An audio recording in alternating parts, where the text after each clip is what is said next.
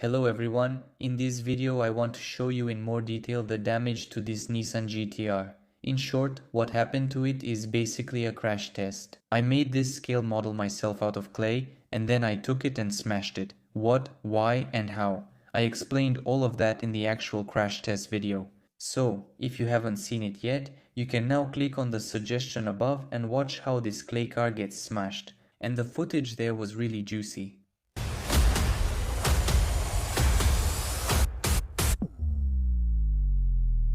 Let's start looking at the damage from the front. I intentionally crashed only one side so that one part would remain intact, just like in crash tests. The right side stayed intact. The headlight itself and the bumper underneath it weren't damaged. In fact, they even stayed in place. The headlight glass didn't fly out during the collision, just like with the left headlight. It didn't come out because that was the point of impact, and it was immediately jammed in place, so there was nowhere for the glass to go.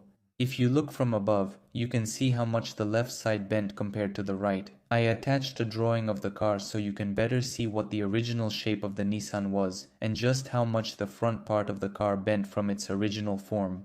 The hood itself bent and took on this curved shape, and from the side you can see the thickness of the hood, which is 1 millimeter. This is the thickness of the modeling clay that is convenient for me to work with. At this thickness, the clay can deform and get damaged.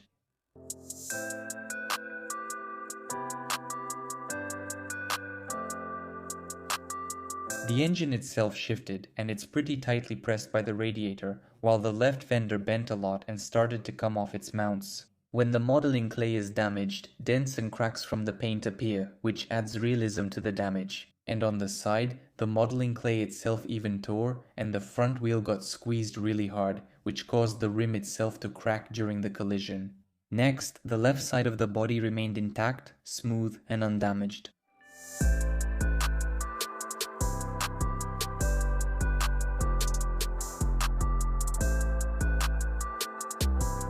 Modeling clay, you need to use this. Modeling clay, to do this you need to use modeling clay, to use modeling clay, to do this you need to use modeling clay, to do this you need to use modeling clay, to do this you need to use modeling clay for modeling clay, to do this you need to use modeling clay for modeling clay, to do this you need to use modeling clay for modeling clay. Now it won't work.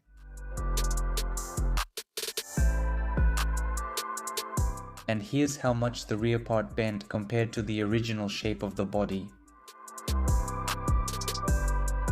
The right rear fender bent into a strange shape. It's hard to call such damage realistic. This is because I made this part of the body too strong. I used a lot of modeling clay to create a body shape like the original, and because of that, the clay is harder to bend. Then I need to increase the speed and force of the collision. The bend ended around the fuel door, and the deformation of this part of the body didn't go any further, but the collision was strong enough. As we can see, the rear wheel is squeezed very tightly, and it just bent, becoming almost oval in shape. Now let's move on to the side part.